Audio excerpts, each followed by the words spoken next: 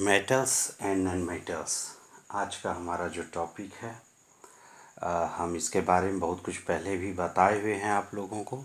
अभी हमारी सारी बातों को थोड़ा ध्यान से सुनिए, ठीक है। हम लोग जब मेटल्स एंड नॉन मेटल्स की डायरेक्ट चर्चा करते हैं तो आपको थोड़ा सा इसके बारे में मैं इंट्रोडक्शंस देना चाहता हूँ। इंट्रोडक्शंस इम्पोर्टेंट है। इंट्रोडक्शंस, ठीक है। परिचय क्या है?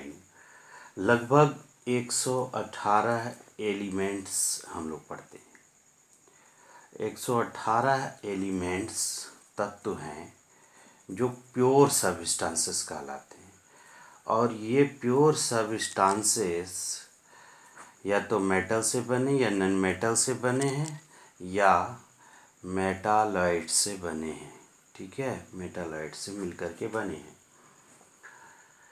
Each element has a set of characteristics properties, मतलब सबके अपने अपने अलग अलग गुण भी हैं। लगभग इसमें से 92 एलिमेंट्स जो है नेचुरल एक्यूरिंग एलिमेंट है, और बाकी के सभी ऑलमोस्ट मैन मेड है। लगभग 92 जो है ये प्राकृतिक रूप से है, नेचुरली एक्यूरिंग है, नेचुरली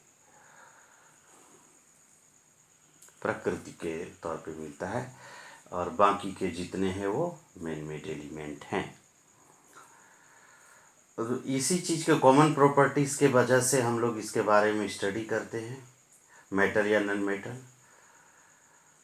ऐसा कहा जाता है लगभग इसमें से 72 के आसपास कहीं 92 है। तो will study in the table. जब हम लोग पीरियोडिक टेबल पढ़ेंगे तो उसमें जानेंगे कि हम लोग कितने मेटल्स हैं 118 में, जब 118 सारणी का कैलकुलेशंस करेंगे।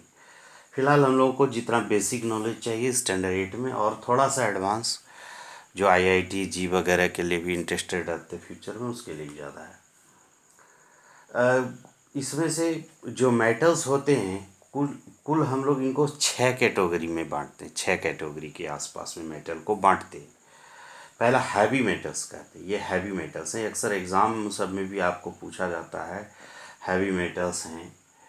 हैवी मेटल्स अगर हम जनरली बहुत सारी चीज़ की भी बात करें, ऑरम है, गोल्ड है, कॉपर है, प्लैटिनम है, प्लेटिनम है, तो हम जनरली कुछ हैवी मेटल्स की जिक्र करेंगे।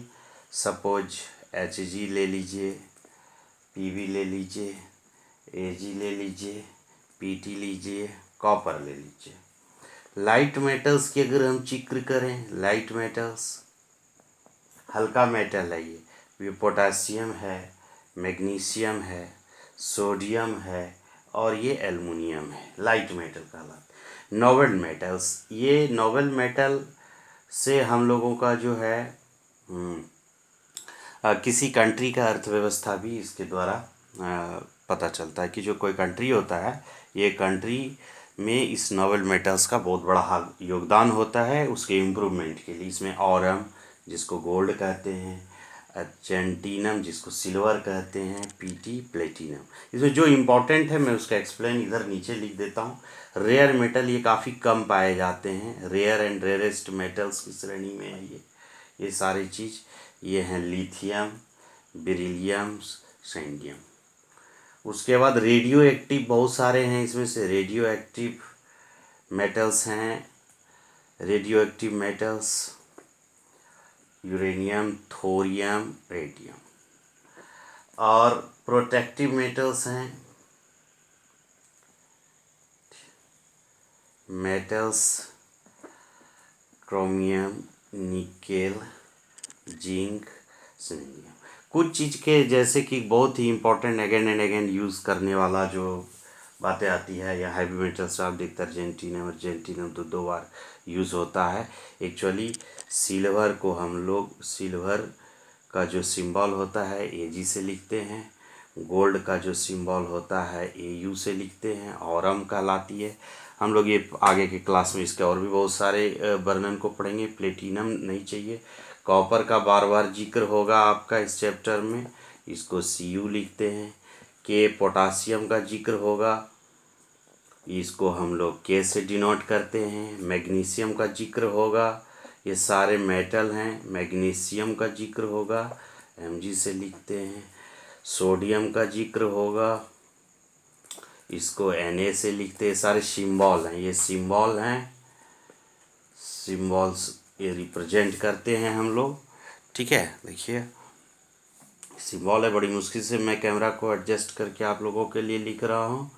ये एल्युमिनियम है, LUMINIUM एल्युमिनियम है। Al औरम का मैंने जिक्र कर दिया, गोल्ड, अर्जेंटीनम, प्लेटिनम, लिथियम, बेरियम, ये सब का उतना यूजेस नहीं है, बट Li लिथियम को आप लिख लीजिए। लिथियम Li है। यूरेनियम, थोरियम नहीं चलता। क्रोमियम, निकेल, जिंक नहीं है। तो ये सारे बेसिक कुछ मेटल के सिंबल है, ये लगभग आपको याद रखने पड़ते हैं। कुछ और भी बहुत सारी बातें आएगी तो हम याद करेंगे।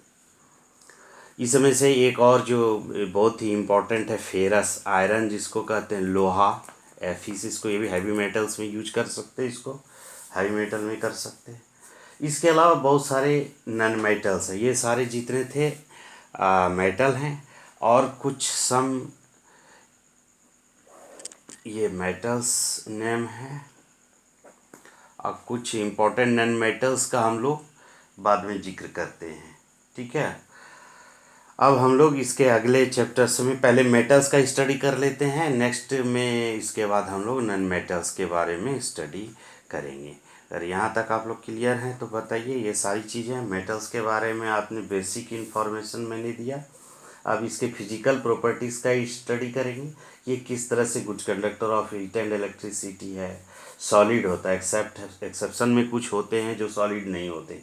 बेसिकली मर्क्यूरी लिक्विड होता है एट रूम टेम्परेचर। ये सारे चीज़ का हम लोग जिक्र करेंगे।